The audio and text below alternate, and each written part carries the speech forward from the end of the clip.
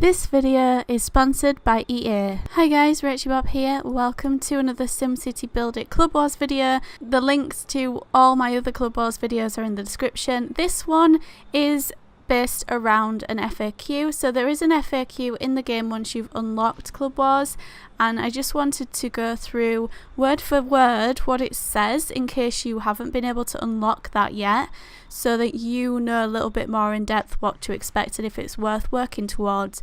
And on the screen I'm going to put some clips that relate to what I'm saying that I was able to take at the preview event in San Francisco at the EA headquarters last week. So the first question in the FAQ is, what is a club war?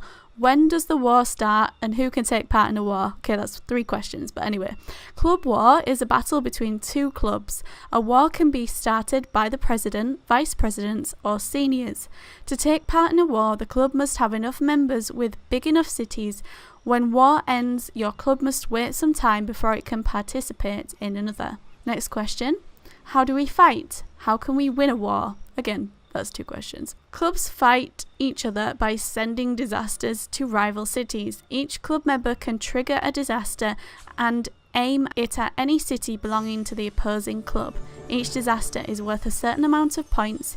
The team that collects more points during the war wins. You can upgrade the disasters that you have to get more points. Next questions. Is damage caused by war in my city permanent? Will I lose my buildings? This is a big one, okay? No, the damage is not permanent. At the end of the war, any war destroyed or war damaged buildings will return to their original state. You can also repair buildings yourself during the war. Only residential buildings can be damaged. Your service and specialization buildings such as parks, police or fire stations, power plants and even roads will stay safe the whole time. And when it says that you can repair them during the war, like, you kind of think, well, why would you want to if they're just going to repair themselves after the war? That's because during the war, like, the more damaged your city gets, the less likely you are to be able to attack. When your city gets completely obliterated, you will then get a shield over your city. No one can attack you, but you can't attack anyone, and that's when you need to repair everything with your resources. So obviously that's a reason to repair it during the war, but obviously after the war it's just going to repair anyway, but then you're not in the war, so you don't need to do it for that reason. I hope that makes sense. Let me know in the comments if you have any questions about that or any of this. When can I start attacking the opponents? How do I attack? Each war consists of 2 phases. Firstly, a time for preparation. Use this time to check out the opposing club, discuss potential strategy with your fellow club members, and most importantly, collect war items. You get war items for completing war deliveries. After some time, the attack phase begins. Start launching spectacular disasters at your opponents now. Each disaster requires a specific set of items to launch it.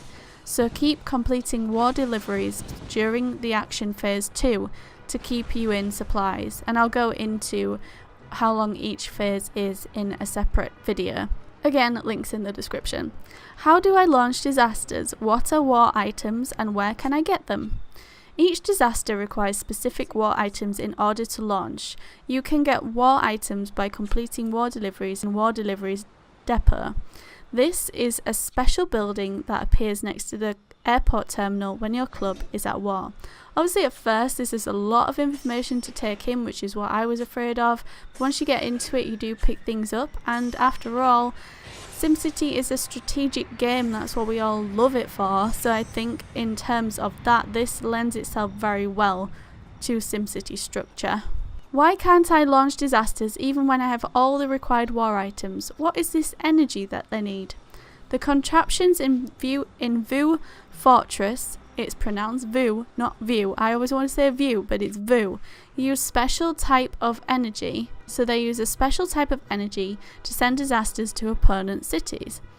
Whenever you launch a disaster, a specific amount of energy is spent, but do not worry, energy is regenerated automatically over time.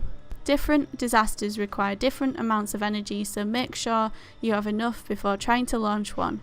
View Fortress can only store a certain amount of energy, so try and use it wisely. That feature reminds me a lot of The Sims Mobile. What is a shield? how does it work?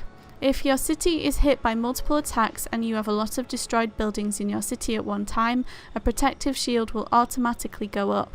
While your city is under the shield, you cannot be attacked anymore, to allow you to repair your city in peace. However, the shield also prevents you from launching disasters at opponents.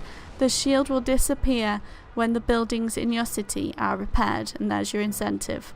And the final question on the FAQ: how do I get better disasters? You can unlock new disasters by collecting disaster cards. Each disaster needs a specific number of cards to unlock. You can get disaster cards from boxes you get as rewards at the end of the war. You can also upgrade the disasters you had already unlocked by collecting additional disaster cards. You will receive more war points for launching upgraded disasters. I can see this getting very addictive and just wanting to collect them all. I think they've put an aspect of everything that someone might want within this. Is very deep and also can be used quite lightly for just passive play. So they've kind of covered all bases. Let me know your thoughts in the description, and if you have any additional questions, comments, and if you have any additional questions, also let me know those too, and I'll try my best to answer them. Thank you so much for watching, and I'll see you in my next video. Bye!